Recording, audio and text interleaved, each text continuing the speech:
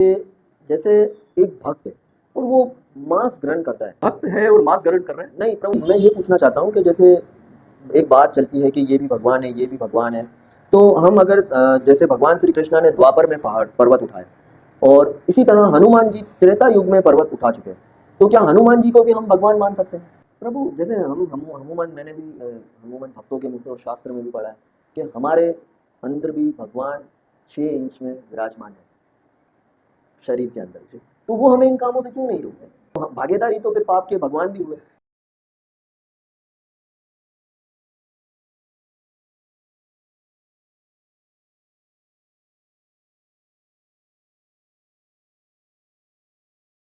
जय श्री राम। मैं लोहित तुरभी, आप सब कैसे हैं? उम्मीद करता हूँ खैरियत से होंगे।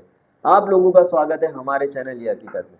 आज हमारे साथ मौजूद है कराची पाकिस्तान की अजीम शख्सियत, जो भगवान के बहुत ही शुद्ध भक्त और उत्तम वैष्णव है, जिनका नाम श्रीमान श्यामानंद प्रभु।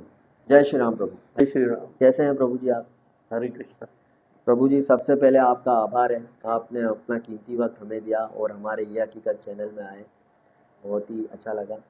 प्रभु, एक छोटी सी विनती है आपसे कि आप शुरू करने से पहले, हम हमेशा एक प्रे करते हैं या भगवान की कोई ऐसी वाणी, तो आप शुरुआत करने से पहले कोई ऐसी वाणी सुनाए जिसे सुनकर हमारे भी कान पवित्र हो और हमारे दर्शकों भी सुने। श्योर श्योर, बिल्कुल।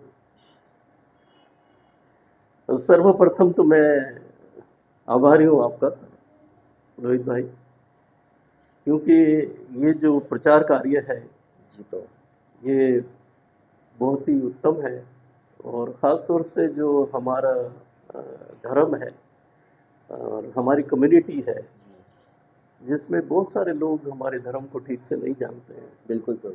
तो ये एक अच्छा मार्गदर्शन है, एक अच्छा एक तरीक़ेकार है कि जिसके ज़रिए हम अपने लोगों तक ये धर्म का प्रचार ले जा सकते हैं। तो और नहीं तो इंसान अपने धर्म के विषय में तो जानना चाहिए। बिल्कुल। जिस तरह भगवत गीता है, रामायण है। तो बहुत बहुत आभार आपका, बहुत बहुत धन्यवाद कि आपने मुझे आज यहाँ पर आमंत्रित किया। बिल्कुल प्रभु, मैं तो चाहता हूँ कि हमारे घर आप जैसे संत और वैष्णव आए। मैं उस लायक तो नहीं हूँ, लेकिन जो कुछ भी बन सका, जो सदगुरु के माध्यम से हमें मिला है, शास्त्र के माध्यम से जो हमें मिला है, वो अपने प्रेमियों तक पहुँचा सकूँ।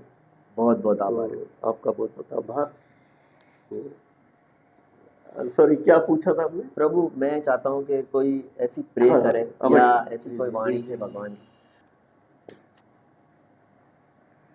ईश्वरा परम कृष्ण सच्चिदानंद विग्रह अनादिरादिर गोविंदा सर्व कारण कारणम चिंतामणि प्रकरा सद्म सुकल्प वृक्ष लक्षावृतेषु शूरभिरभिपलायन्तम लक्ष्मी सहस्त्र शत संब्रह्म से विमानम गोविंदमादि पुरुषम तमहम भजामि वेणुकमनंतम अरविंद दलाय तक्षम बर्हावतम समासितम बुध सुंदरंगम कंदरपकोटि कमनीया विशेष शोभम गोविंदमादि पुरुषम तमहम भजामि अंगारी यस्य सकलेन्द्रियवृत्तिमान्ति पश्यांति पान्ति कलयन्ति चिराम जगान्ति आनंद चिन्मया सदोज्ज्वला विग्रहस्य गोविंदमादि पुरुषम तमहम भजामि।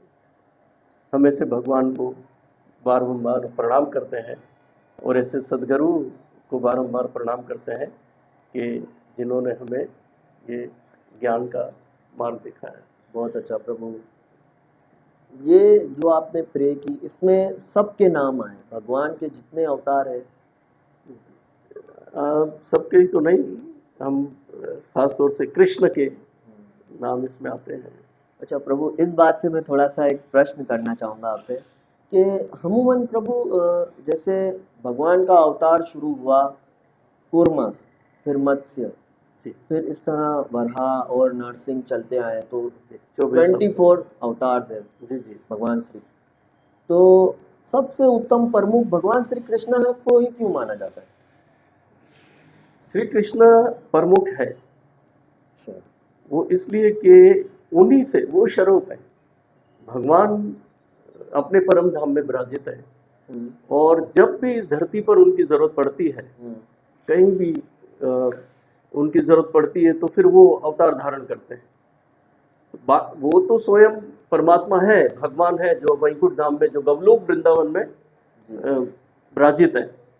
लेकिन जब भी धरती पर कोई संकट आता है, कोई प्रॉब्लम्स आते हैं, तो फिर उनका जो वादा है उसके अनुसार वो धरती पर आते हैं, है ना? जिस तरह श्रीमद् भगवद गीता में यदा यदा हि धर्मस्य ग्लानिर्भवति भारत अभ्युत्थानमधर्मस्य तदात्मानं सृजाम्यहम् परित्राणाय साधूनां विनाशाय च दुष्कृतम्।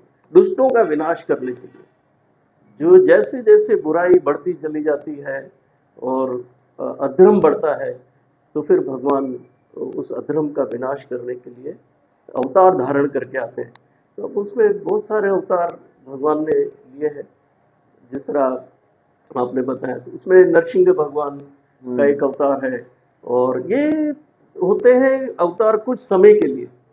अच्छा। जिस तरह भगवान तो अपने गवलोक धाम में विराजित हैं, और भक्तों की प्रार्थना पर, अब देखिए प्रहलाद महाराज की प्रार्थना पर वो प्रकट हो गए नरसिंह, क्योंकि हिरण्यकशिपु ने हड़कंप मचाया हुआ था पूरा वर्ल्ड में, पूरी दुनिया में। और क्या कहते हैं कि अपने बेटे को भी वो चाहता था कि वो भी मुझे भगवान कहे, क्योंकि वो चाहता था कि सब लोग मुझे भगवान कहें। मेरा पुत्र, मेरा बेटा मुझे भगवान क्यों नहीं कहता, है ना? इसलिए उसने अपने बेटे को भी नहीं छोड़ा। और इस तरह से जब महल में उसने बुलाकर उससे पूछा कि क्या तुम्हारा भगवान इस खंबे में भी है, तो अवश्य भगवान तो अपने भक्तों को दर्शन देते हैं, और खंबे में भी नजर आए प्रहलाद को। हाँ, तब प्रहलाद ने जो है कहा कि हाँ, मेरे भगवान को यहाँ भी है। तो भगवान जो है वो समय समय पर अपने भक्तों के लिए, साधु संतों के लिए वो अवश्य इस धरती पर प्रकट होते हैं, और अपराधों का विनाश करते हैं, दुष्टों का विनाश करते हैं। जैसे जैसे इस दुनिया में अपराध बढ़ते हैं और गुनाह बढ़ते हैं, पाप बढ़ते हैं, तो उसका विनाश करने के लिए भगवान समय समय पर आते हैं। कभी वो नरसिंह बनकर आ जाते हैं, तो कभी वो वामन बनकर आ जाते हैं, है ना? इस तरह से प्रभु ये तो हम तो ये कहते हैं कि भगवान के जितने अवतार होते हैं वो भगवान श्री विष्णु से होते हैं, तो फिर कृष्णा और विष्णु, क्योंकि हम कहते हैं कि विष्णु से ही कृष्णा है, फिर कृष्णा उत्तम कैसे? देखिए, अगर हम भागवतम को सुनते हैं, ये बस हमारी थोड़ी सी प्रॉब्लम ये है कि हम भागवतम को ठीक से सुनते नहीं हैं। अगर हम भागवतम को सुने ठीक से, जो प्रॉपर, जो शुद्ध भागवतम है, उसको अगर हम सुनते हैं, तो हमें सारा पता चलता है कि स्वयं कृष्ण जो गवलोक वृंदावन में विराजित है, ठीक है, उन्हीं से फिर वो सब कुछ प्रकट होता है। जैसे हम कहते हैं कि विष्णु भी जो है उन्हीं से प्रकट होते हैं, और इस तरह जैसे ब्रह्मा, विष्णु, महेश हम कहते हैं, हाँ? इन तीनों को जो काम सौंपा है, किसने सौंपा है? भगवान ने सौंपा है।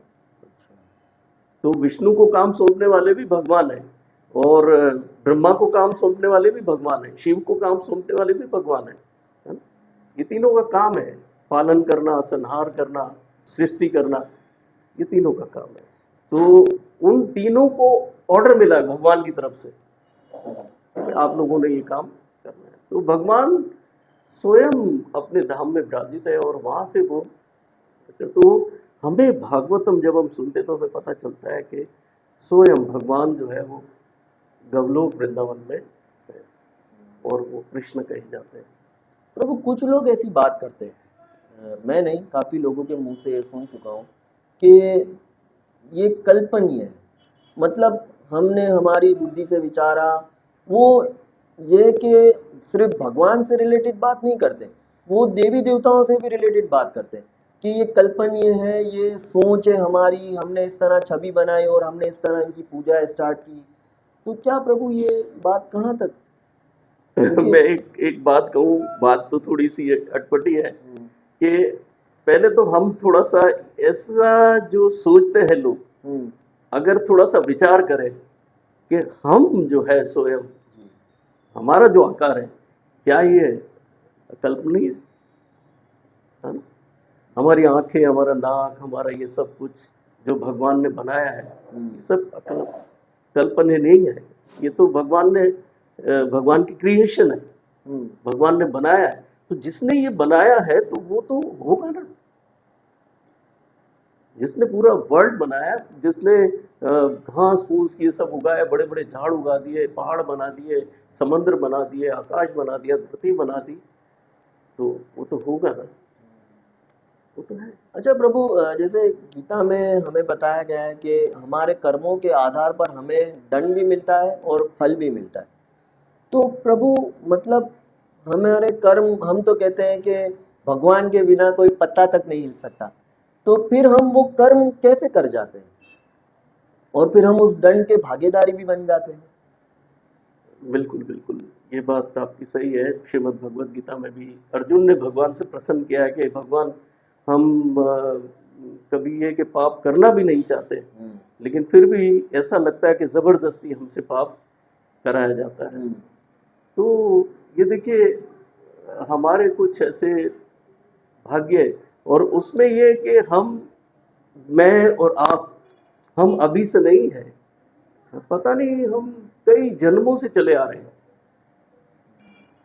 पिछले कई जन्मों से हम चले आ रहे हैं। और बस क्या होता है कि हमारा शरीर बदली होता है, आत्मा वही है, जीव वही है, लेकिन हम समय समय पर अपना शरीर बदलते आते हैं। तो ये हमारा एक राउंड है जो होता है जीवन में। जब जीवन हमें मिलता है, और फर्ज कीजिए अभी हमें मनुष्य जन्म मिला है, और इस मनुष्य जन्म में रहकर हमें क्या करना है, ये सब कुछ हमें शास्त्र में बता दिया गया है, भगवत गीता में बता दिया। भगवान ने सारे इंस्ट्रक्शन जो है वो भगवत गीता में या भागवतम में या रामायण में, हमारे शास्त्र है जो, उनमें सब डिटेल हमें बता दी गई है कि किस तरह से हमें संसार में रहना है, जीना है, हम क्या है, किस मटेरियल से हम बने हैं, है ना, और हमें किस तरह से इस भवसागर से पार होना है, और दोबारा से हमें इस राउंड में नहीं आना है, हमें इस 84 लाख योनियों में नहीं आना, हमें उससे बाहर निकल जाना है, गौलोक वृंदावन तक चले जाना है। परंतु आपकी बात ठीक है कि ये सब कर्म का फल है, क्योंकि जो हमने बोया होता है वही हमें आगे मिलता है। जिस तरह आप एक खेती की मिसाल ले लें कि खेती में आप जिस तरह का बीज डालेंगे, है ना, तो उसी तरह का वो फल देगा। अगर उसमें आपने आम का बीज डाला होगा तो वो आम का फल आपको मिलेगा, कांटे तो नहीं मिलेंगे। लेकिन अगर आपने कांटे का फल डाला है, कांटे का बीज डाला है, तो आम तो नहीं मिलेंगे ना। तो इसी तरह हमारे जीवन में जो भी हम कुछ बोएंगे, जो कुछ हम करेंगे, अगर हम पाप करेंगे तो उसका हमें आगे ऐसा ही जवाब मिलेगा अपराधों का, ठीक है ना। आगे हमें ये नहीं है कि मनुष्य जन्म मिल जाएगा, नहीं, फिर तो शरीर देखिए 84 लाख टाइप के बताएं, 84 लाख टाइप के शरीर है, जिसमें कीड़े मकोड़े, गाय भैंस, कुत्ते, बंदर, ये सब कुछ है, ठीक है। लेकिन उसमें मनुष्य शरीर जो है वो उत्तम है। ये भगवान ने हम पर बहुत दया की है कि मनुष्य शरीर हमारे लिए भगवान ने बनाया, और भगवान हमें मनुष्य शरीर देते हैं, ये हमारे लिए चांस है। और उसमें रहकर अगर हम अपने आप को बचा लेते हैं सारे अपराधों से, हम भगवान की शरणागत होते। भगवान तो कहते हैं सर्वधर्मान परित्यज्य माम एकम शरणम व्रज, अहम त्वं सर्वे पापे भयो मोक्षयिष्यामि, मैं तुम्हारे सारे पापों को जलाकर भस्म कर दूंगा, बस एक बार मेरी शरण में। तो मनुष्य शरीर में रहकर हमें ये फायदा उठा लेना है, हमें शास्त्रों को समझना है, हमें भक्ति को समझना है, हमें भगवान को समझना है। जब तक भक्त्या माम अभिजानाति, जब तक हम भगवान की भक्ति को नहीं समझेंगे, हम भगवान को नहीं समझ पाएंगे। जब तक हम शास्त्रों को नहीं समझेंगे, शास्त्रों को सुनेंगे नहीं, पढ़ेंगे नहीं, और उसको फॉलो नहीं करेंगे, तब तक हमारा कल्याण होने वाला नहीं है। तुम आए संसार में और बस जो दिल चाहा वो किया, जिस तरह से हमें पूजा पाठ मिली वो किया, है ना, शास्त्र के अनुसार हमने नहीं किया, तो ये अपराध है सब। इसके अलावा बस जो मन घड़त हमने आया वो किया, ये सब हमारे लिए अपराध है। और फिर अगले जन्म में हमें उसमें धकेला जाता है, उसमें हमें जाना पड़ता है। ठीक है ना। प्रभु, शास्त्र से रिलेटेड बात करूंगा, शास्त्रों के मतलब मैं ये पूछना चाहता हूँ कि वैष्णव शास्त्रों पे ज़्यादा विश्वास और उसकी मानते हैं, जैसे भगवत गीता द्वापर युग में, लेकिन जैसे हम कलयुग की बात करते हैं तो भगवान गौतम बुद्ध, वो भी भगवान के अवतार है, उन्होंने तो सारे शास्त्र को खंडित कर दिया। फिर दोबारा से ये शास्त्रों का निर्माण किस तरीके से? क्योंकि भगवान ने तो द्वापर युग में अपने मुख से वाणी गाई थी, अर्जुन को सुनाई थी। और व्यास देव ने जो ये पुस्तक लिखे, ये मुझे नहीं पता कब लिखे, लेकिन हम कहते हैं कि जितने भी हमारे 108 उपनिषद, 18 पुराण, 4 वेद, ये सब जो है वेद व्यास जी ने अपने हाथ से लिखे। तो भगवान बुद्ध ने तो ये सब नाश करवा दिया था शंकराचार्य के हाथों। तो इसके बारे में थोड़ा सा खुलासा करें। देखिए, ये शास्त्र तो हमारे जीवन के लिए बहुत ज़रूरी है, ठीक है ना। अब आपने कहा कि वो नाश कर दिए थे जी।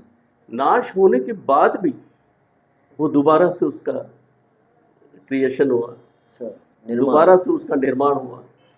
अब श्रीमद् भगवद गीता में भी भगवान बता रहे हैं अर्जुन को कि ये जो ज्ञान है, जो शास्त्रों का ज्ञान है, वो विवस्वान सूर्यदेव, ये परंपरा एवं परंपरा प्राप्तम, परंपरा के द्वारा ही हमें सब कुछ ये प्राप्त होता है ना। तो जब तक आपको कुछ लिखा हुआ नहीं मिलेगा तो आप उसकी जो बैक है उसको कैसे जान सकते हैं, है ना। जैसे फर्ज कीजिए आप किसी कंपनी में काम कर रहे हैं, तो उस कंपनी का पूरा बायोडाटा जो होता है वो लिखा होता है, बायोडाटा के द्वारा ही आप समझ सकते हैं कि हमारी कंपनी की कितनी ब्रांचें हैं और क्या है क्या नहीं है। बिल्कुल ऐसे ही तो नहीं कि कुछ लिखा हुआ नहीं है, कुछ नहीं, तो आप कैसे समझ सकते हैं कि कहाँ कहाँ उसकी ब्रांचेस है। तो इसी तरह से शास्त्र जो है वो हुआ है ऐसा। श्रीमद् भगवद गीता जो है उसके बारे में भी भगवान ने बताया कि शुरू में ये जब विवस्वान को, सूर्यदेव को और इन सबको दिया, मनु को दिया, लेकिन क्या हुआ कि रास्ते में ये गायब हो गया। अच्छा, श्रीमद् भगवद गीता का जो ज्ञान है वो काफी समय तक जो है वो गायब हो गया, लुप्त हो गया। फिर उसके बाद स्वयं जब ये महाभारत का युद्ध शुरू हुआ तो उस युद्ध के बीच में श्रीमद् भगवद गीता का रचना हुआ। उस वहां पर दोबारा से जो है अर्जुन को भगवान ने पूरे 18 अध्याय जो है वो सुनाए। तो फिर से दोबारा वापस भगवद गीता हमारे सामने आ गई। तो भगवद गीता या शास्त्र कभी खत्म नहीं हो सकते हैं। ये चाहे इसको कोई खत्म भी करना चाहे, लेकिन ये ऐसा हो नहीं सकता, ये दोबारा से आएंगे, क्योंकि ये हमारा समझ लीजिए कि एक हमारे जीवन का कैटलॉग है ना। जिस तरह आप एक नई मशीन लेने जाते हैं बाजार में, मार्केट में, तो उसके साथ चाहे वो टीवी हो या वो वॉशिंग मशीन हो, तो उसके साथ आपको एक बुकलेट दी जाती है, कैटलॉग, इसकी डिस्क्रिप्शन है, उस पे इंस्ट्रक्शन लिखी होती है, ठीक है, कि भाई इसको आपने इस मशीन को इस तरह चलाना है। सही। तो यू हैव टू बी, आपको करना है। बिल्कुल। अब आप क्या करते हैं कि वो डब्बा और वो किताब एक तरफ रख देते हैं, नई चीज आ गई, बस चलाया और अपना काम निकाल लिया। लेकिन आप ये नहीं जानते कि जो उसमें इंस्ट्रक्शन लिखी हुई है, अगर आपने उसके मुताबिक उसको नहीं चलाया तो वो जहाँ 2 साल चलना होगा वहाँ 1 साल ही चलेगा, 2 साल नहीं चलेगा। तो उसमें सारा लिखा होता है कि भाई किस तरह से अपने इसकी सफाई करनी है, किस तरह इसको चलाना है, एहतियात से चलाना है। तो 2 साल गया वो तो 6 साल चल जाएगा। लेकिन हमारा जीवन तो भगवान ने जो हमें दिया है वो शुद्ध अति शुद्ध है और बहुत महान है। ये जीवन जो भगवान ने हमें दिया है उससे हमें शास्त्र के अनुसार चलाना चाहिए। अच्छा ब्रो, फिर शास्त्रों की बात पे मैं आता हूँ अवश्य कि भक्त अमूमन कहते हैं, वैष्णव भक्त कहते हैं कि जो भगवान श्री कृष्ण का हरि नाम जप करता है उनके लिए ये जीवन आखिरी होता है। मतलब मनुष्य जीवन से फिर वो उन्नति कर जाते हैं या 84 से उन्नति कर जाते हैं, तो हरि नाम से। हरि नाम संकीर्तन से। तो प्रभु जी मैं ये पूछना चाहता हूँ कि कई लोग फिर ये भी कहते हैं कि इस प्रभु जी की भक्ति कुछ बाकी रह गई थी तो फिर उनका मनुष्य जन्म हुआ, अभी अपनी भक्ति कुछ पूरी करेंगे। देखिए, अच्छा सवाल है आपका ये। तो भागवतम में भी है, भगवत गीता में भी है कि भगवान का नाम जो है बहुत ही उत्तम है। वो चैतन्य महाप्रभु ने कलयुग में आकर इसको क्लियर कर दिया है। उन्होंने आकर हमें हरिनाम संकीर्तन दिया है। क्यों? कि उनकी ये खोज थी, वो स्वयं परमात्मा है और वो आए और जो उन्होंने खोज किया शास्त्रों से, तो हर हर नाम एव केवलम कलो नास्ते गतिरम। तो कलयुग में जो है वो भगवान का नाम स्वयं भगवान है, भगवान का अवतार है। नाम अवतारा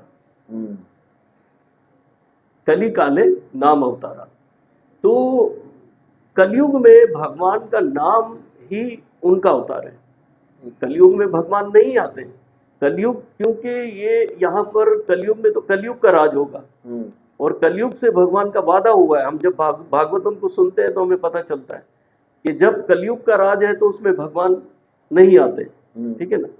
हाँ, लेकिन जब कहीं भगवान का ये वादा है कि जरूरत होती है तो वो आते हैं, लेकिन एकदम से वो नहीं आएंगे जब तक कलयुग अपना राज्य पूरा नहीं कर लेता, तब तक वो।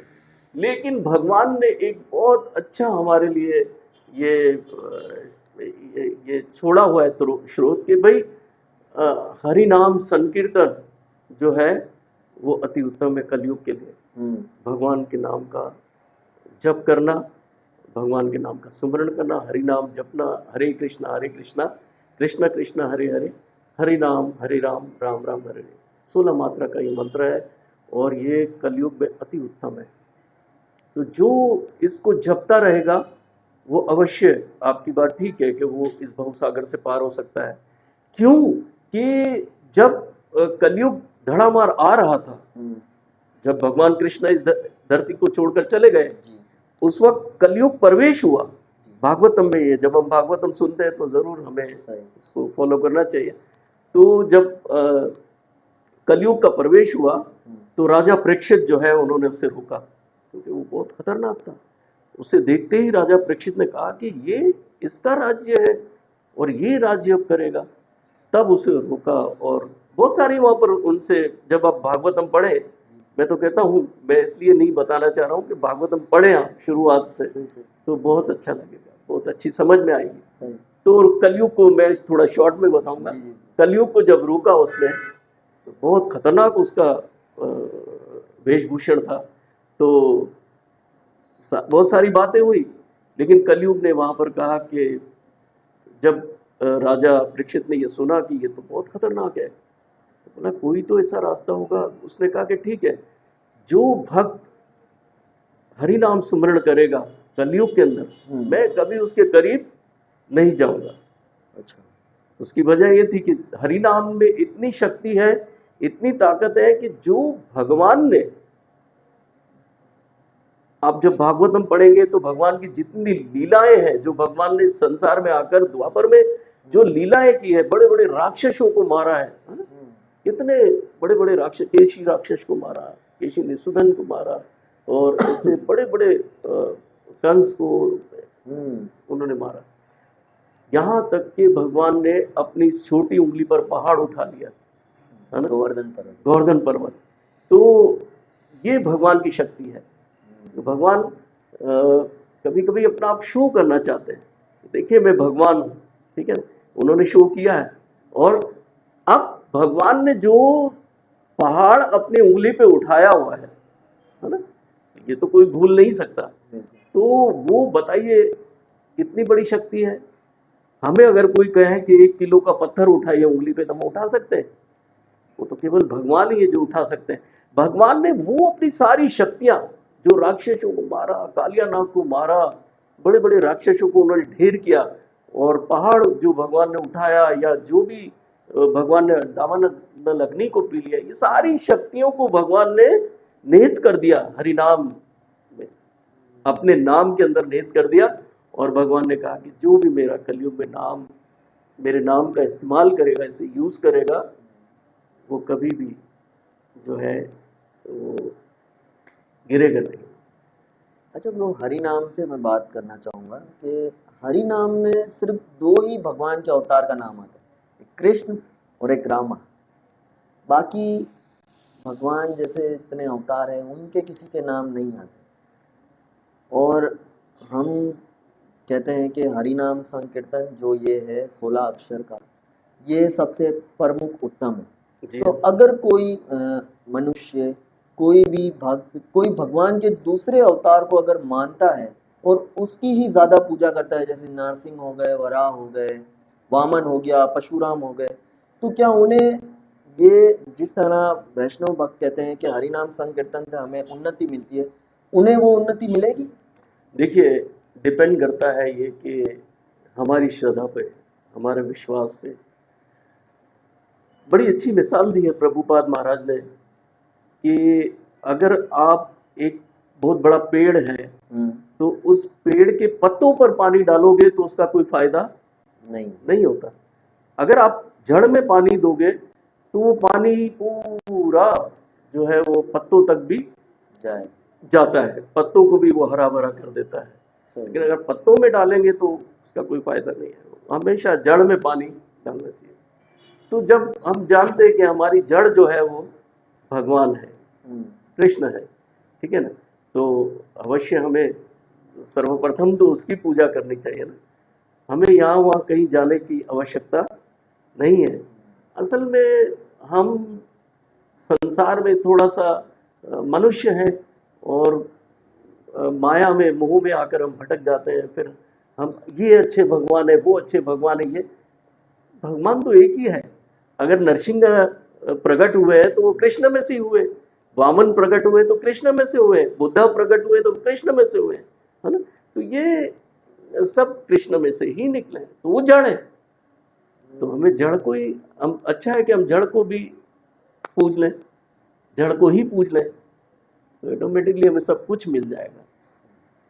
तो प्रभु जी, मैं ये पूछना चाहता हूँ कि जैसे एक बात चलती है कि ये भी भगवान है, ये भी भगवान है, तो हम अगर जैसे भगवान श्री कृष्णा ने द्वापर में पहाड़ पर्वत उठाए और इसी तरह हनुमान जी त्रेता युग में पर्वत उठा चुके हैं, तो क्या हनुमान जी को भी हम भगवान मान सकते हैं?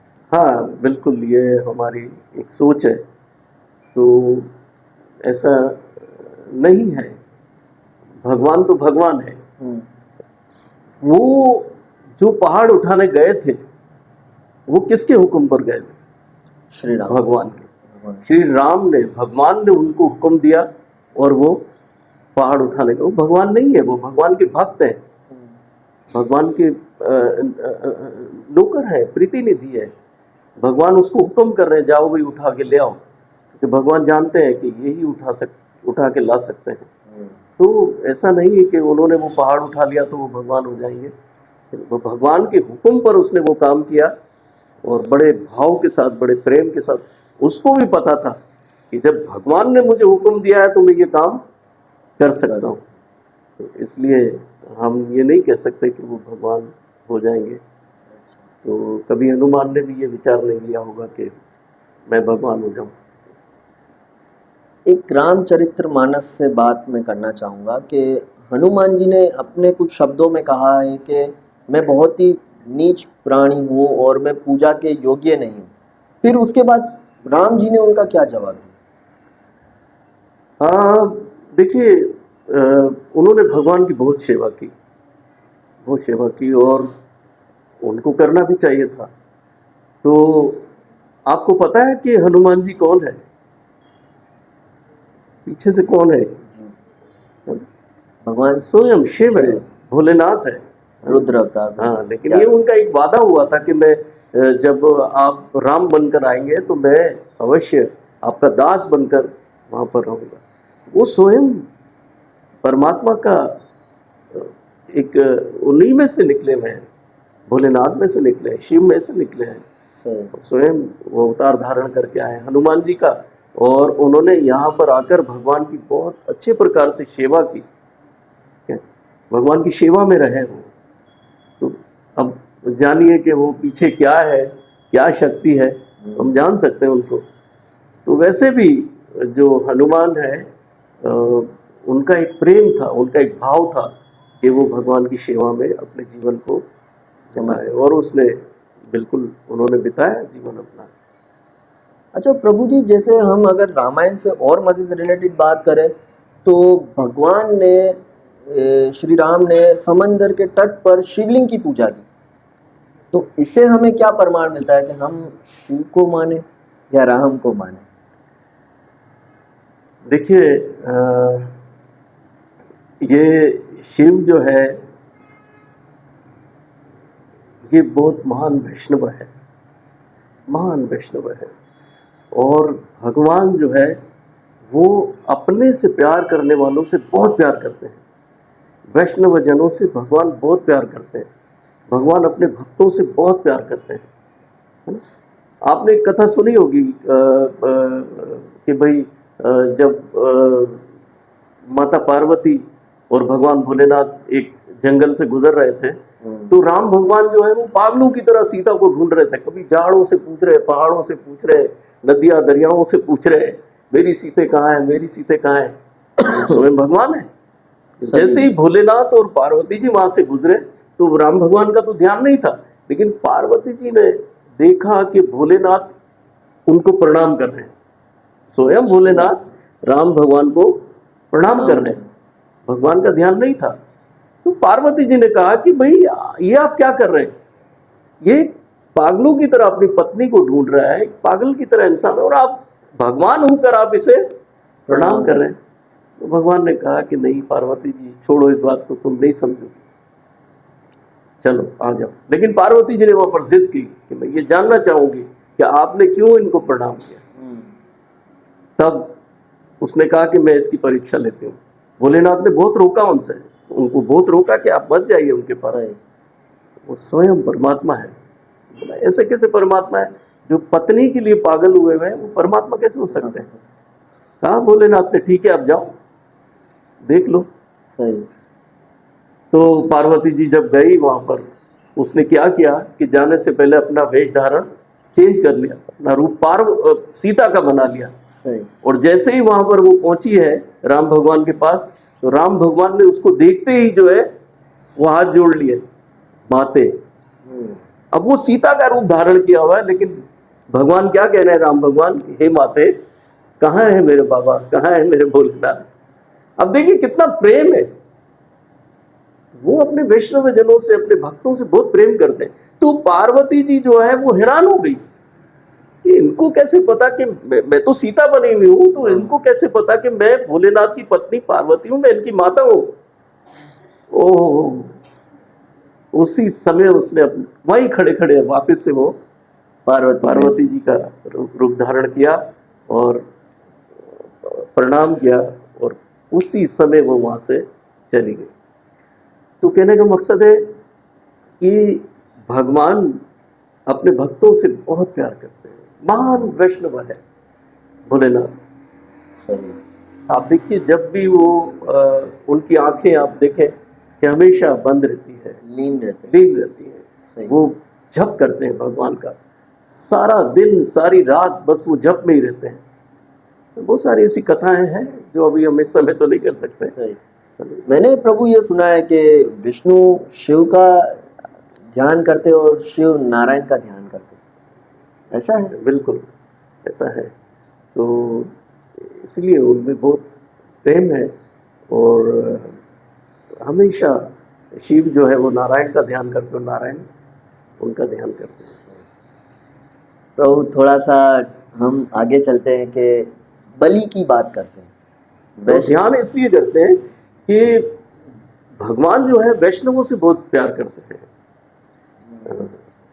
वैष्णव जो है वो, वैष्णव जन तो तेने कहिए जो पीड़ पर आई जाने। वैष्णव कभी भी अपने बारे में नहीं सोचते, वो जीवों के बारे में सोचते हैं, जीवों के कल्याण के बारे में सोचते हैं, और ये बहुत बड़ा काम है जो भगवान ने उन्हें सौंपा होता है। लेकिन प्रभु अमूमन हम देखते हैं कि भगवान शिव एक शेर की खाल पर बैठे हैं हाँ और अपने जिस्म पर राख शमशान की भभूति लगाते हैं, तो इससे कोई हाँ, इससे तो कोई क्या आप सोचना चाह रहे हैं कि मतलब कि भगवान की अगर कोई भक्त सेवा पूजा करता है, हाँ हाँ, कोई विग्रह पूजा करता है तो आचमन करेगा, पवित्र करेगा, देखिए शुद्ध वो एक करेगा। महान महान महान आत्मा है, ठीक है। अब उसके से शरीर पे मट्टी लगी हुई है, उसका शरीर गंदा है, उसका शरीर क्या है, उसे उसकी परवाह नहीं है। जो अंदर उसके चल रहा है, जो अंदर उसके जप चल रहा है अपने परमात्मा का, बस वही सब कुछ है उसके लिए। उसके लिए तो वही सब कुछ है, वही पवित्र है, वही पवित्रता है जो उसके अंदर चल रहा है। बाकी बाहर से उस यहाँ से हमें ये उनसे सीखना चाहिए।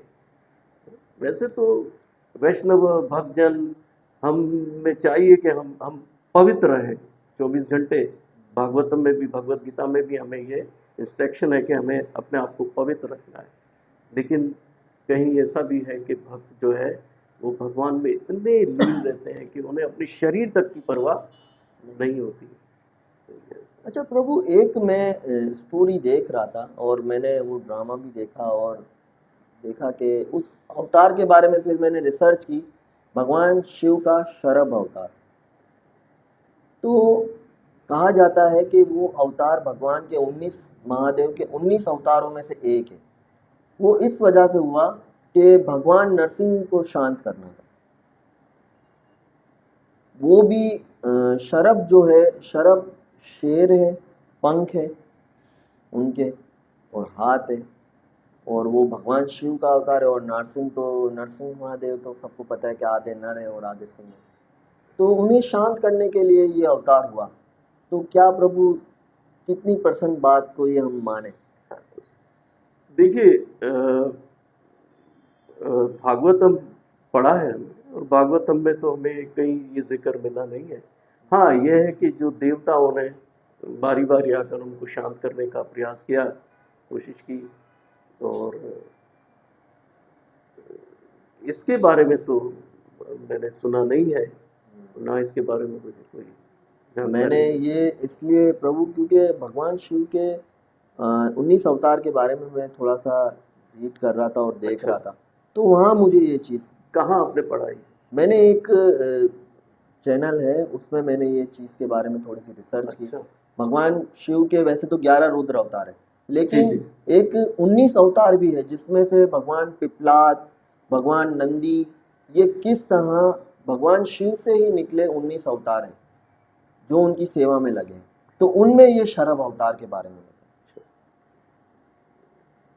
हो सकता है कि शिव पुराण में भी सुना नहीं है हमने, ना पढ़ा है कभी, तो ये अलग से कोई शास्त्र हो जिसमें हो, सही प्रभु, ऐसा हो सकता है।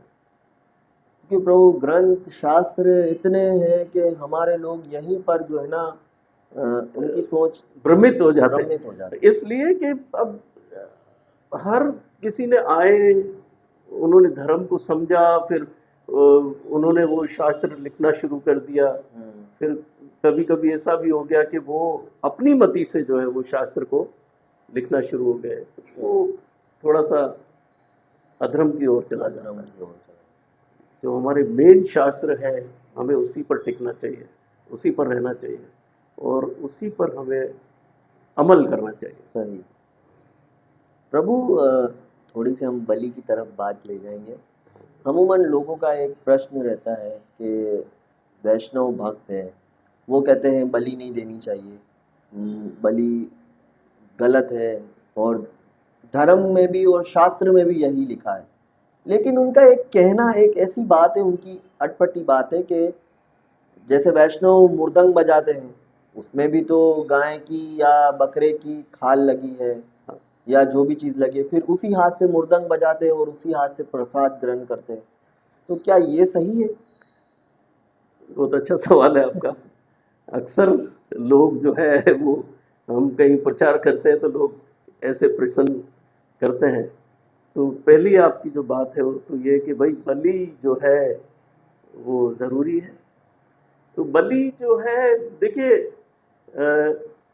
ये तो सतयुग में भी होती रही है बलि, ऐसा नहीं है कि नहीं। अच्छा। शुरुआत में जब सतयुग था तो उसमें शिल प्रभुपाद महाराज बताते हैं कि भागवत में या शास्त्र में भी ये सब हमें मिलेगा कि जो जानवर आदि हैं, है ना, उनको बकरे या जो भी है उसको हवन में डाला दिया, हवन कुंड में डाला जाता था, तो बलि चढ़ाई जाती थी। लेकिन अब देखिए बलि का ये मकसद नहीं है कि आपने वहां पर जीव डाल दिया है और फिर उसका कल्याण ना हो। सही। तो अब जो जीव वहां पर गया है, हवन कुंड में गया है, अग्नि में गया है, वो तो जल के भस्म हो जाएगा ना, उसका शरीर तो जल के भस्म हुआ। लेकिन अब वो जो जीव है उसका क्या होगा? तो वो बलि वहां पर इसलिए दी जाती थी कि वहां बड़े बड़े शुद्ध महात्मा जो है वहां पर विराजित होते थे और उन शुद्ध महात्माओं के बीच में वो बलि दी जाती थी जो मंत्रास के द्वारा उस जीव का जो अंदर गया है उसका कल्याण करते थे, चाहे उसने कितने भी अपराध किए हो। अब फर्ज कीजिए अगर उसमें एक घोड़ा डाला है, अश्वमेध यज्ञ भी होते थे, अश्व घोड़ा, तो वो घोड़ा अगर उसमें डाला है तो घोड़े का शरीर जो उसको मिला था किसी अपराधों की वजह से मिला था, अब वो घोड़े के शरीर से वो मुक्त हो गया जीव, और उन मंत्रासों के द्वारा जो वहां बड़े बड़े बड़े संत महात्मा ऋषि मुनि बैठे हुए हैं वो मंत्रास वो बोल रहे हैं, तो उस मंत्रासों के द्वारा वो जीव जो है वो परम धाम तक चला जाता है। तो जितने भी जीव वहां पर सेक्रीफाइस होते थे, वहां पर यज्ञ में जाते थे, उनका कल्याण होता था। लेकिन अब आजकल तो ये है कि बस कर दिया, और ना कोई मंत्र ना कोई कुछ, कोई ढंग से नहीं काम होता है। तो वैसे प्रभु अगर हम देवी भक्ति की बात करते हैं तो कुछ देवियां ऐसी हैं जिन्हें भोग में बलि कंपलसरी है, तो अगर वो देवियां लेती हैं तो क्या इसके भी कोई नियम और रूल्स होंगे? देखिए श्रीमद् भगवद गीता में भगवान ने साफ साफ कहा है कि देवी देवता की जो भक्ति करता है वो मेरी ही भक्ति करता है, मेरी ही पूजा करता है, लेकिन लोग उसे गलत ढंग से करते हैं। अच्छा। हाँ, भगवान ने ऐसा नहीं कहा है कि भाई कहीं भी कि आप उन देवी देवताओं के लिए आप बलि दें। तो हम अगर उन देवी देवताओं को बलि देते हैं तो ये हम गलत ढंग से करते हैं। हमारा ये जो मार्गदर्शन, हमारा जो मार्ग है वो ठीक नहीं है, गलत है, हम शास्त्र के अनुसार नहीं चल रहे हैं। तो देवी देवता जो है वो भगवान के प्रतिनिधि है ना। जैसे आप देखते हैं ना कि एक जो प्राइम मिनिस्टर है, फिर उसके बाद जितने भी छोटे छोटे मिनिस्टर होते हैं बहुत सारे, तो प्राइम मिनिस्टर तो एक ही है, लेकिन उसके साथ जितने भी काम करने वाले हैं उसके प्रतिनिधि वो सब उसकी शरणागत में होते हैं, उसके वो सब, ठीक है ना। तो इसी तरह भगवान जो है उनके प्रतिनिधि है देवी देवता। तो अब भगवान ने कहीं भी नहीं कहा है कि भाई उनको खुश करने के लिए आप बलि दें। तो अब ठीक है, उस समय अगर बलि का प्रोग्राम था तो उसमें भी बहुत सारे नियम होते थे कि अगर आप किसी देवी को बलि देते हैं, ऐसा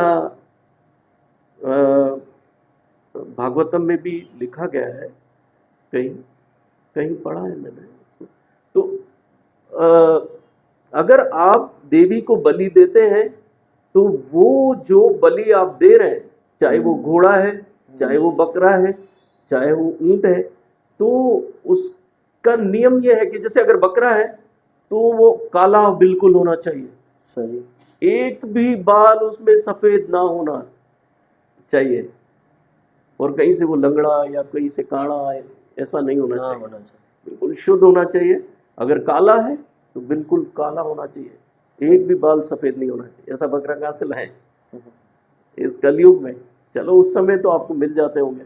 फिर अगर सफेद है तो उसमें काला बाल नहीं होना चाहिए, अगर काला है तो उसमें एक सफेद बाल नहीं होना चाहिए। अच्छा, हाँ, बिल्कुल प्योरिटी जो है वो आपको देनी है देवी देवताओं। लेकिन फिर उसे आप भोग कर सकते हैं? नहीं, भोग तो फिर भी नहीं कर सकते, ठीक है ना। मेरी एक भक्त, एक देवी भक्त थे, मेरी अभी रिसेंटली इलाज में उनसे मुलाकात हुई। तो वो मुझे कहने लगे कि अगर हमें घोष खाना है, डिबेट हो रही थी हमारी थोड़ी सी, तो वो मुझे कहने लगे कि हमें अगर घोष खाना है तो हम प्लेट रखते हैं और गोश में 3 ऋषि मुनियों का श्राप है जिसकी वजह से हम नहीं खाते।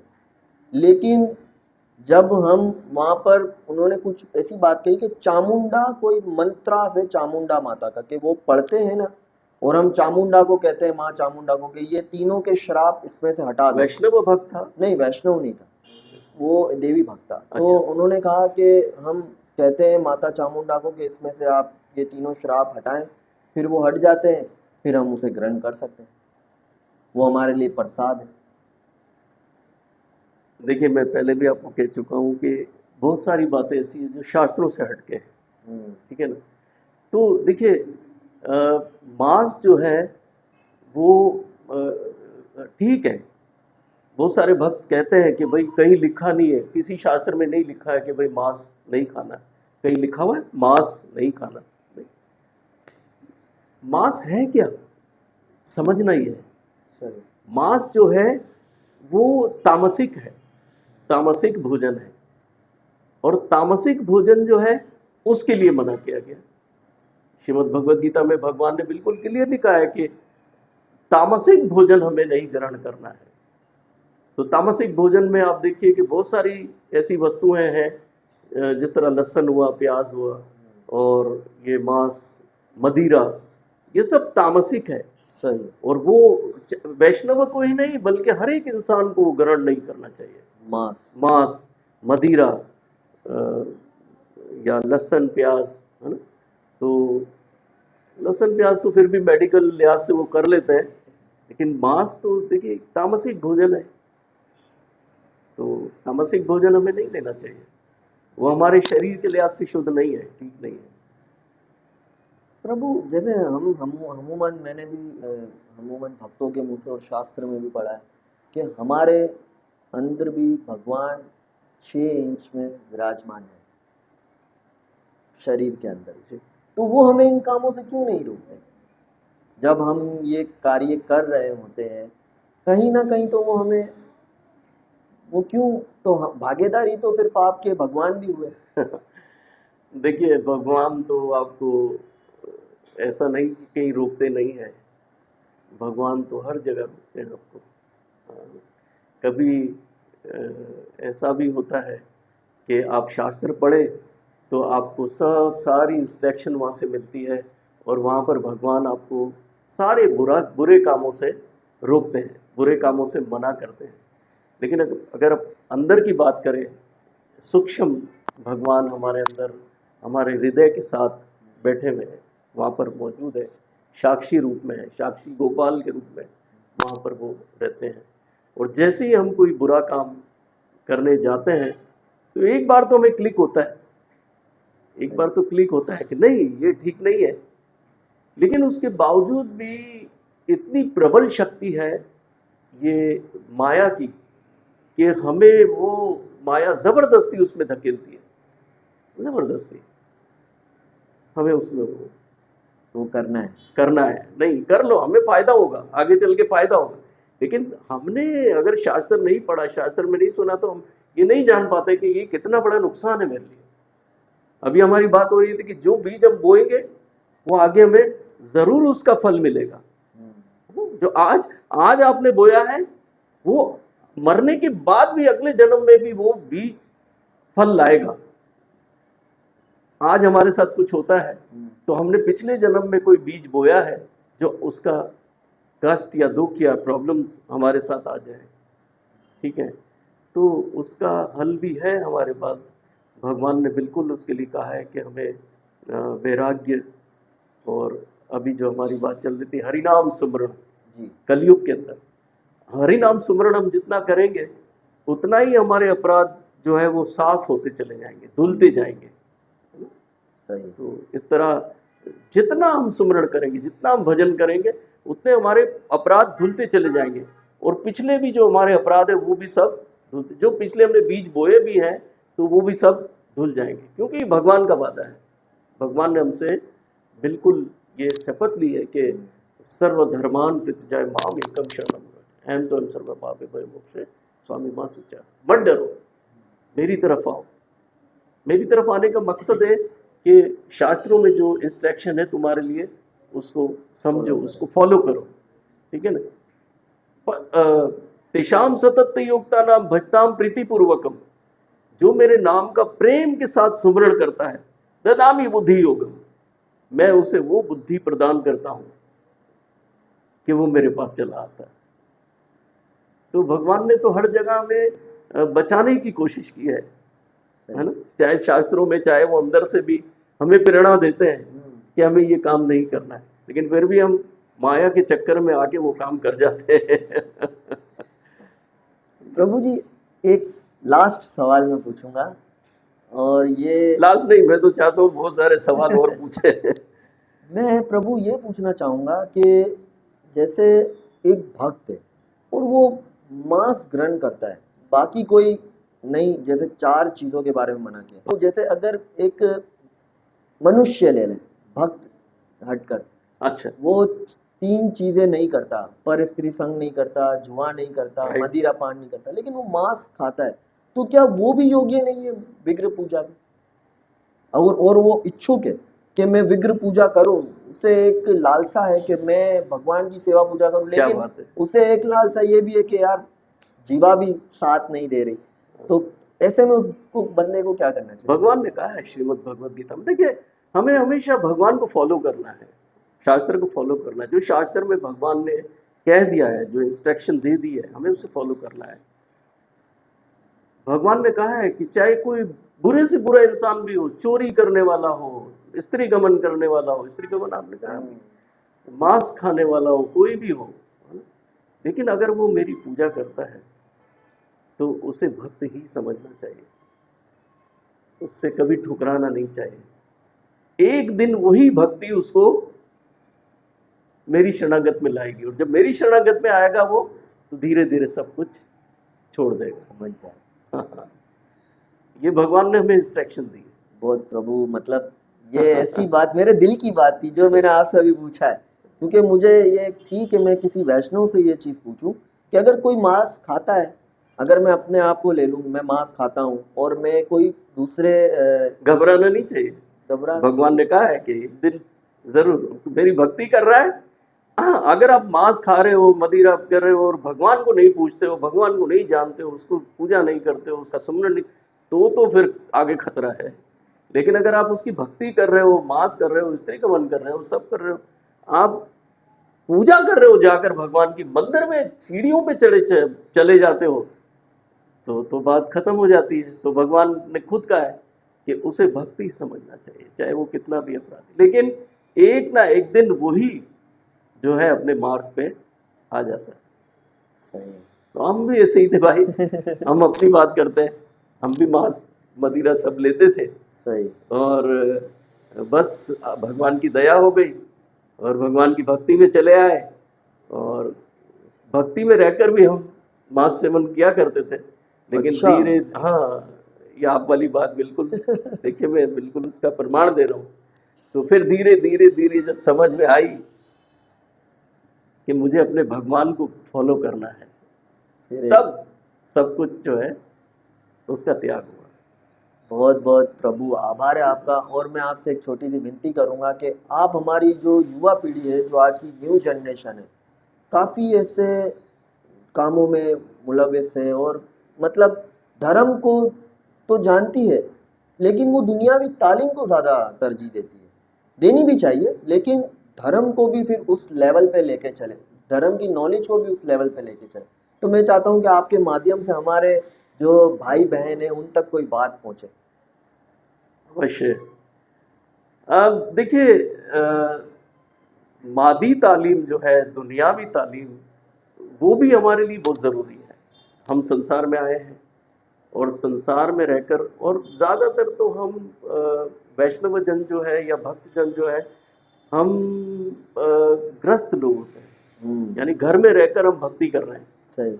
जैसे कमला रहे जल भीतर, एक कमल का फूल कीचड़ में रहकर भी भगवान की भक्ति अपने आप को स्वस्थ रखता है, तो एक भक्त भी संसार में रहकर अपने आप को स्वस्थ रख सकता है। ठीक है, तो मैं तमाम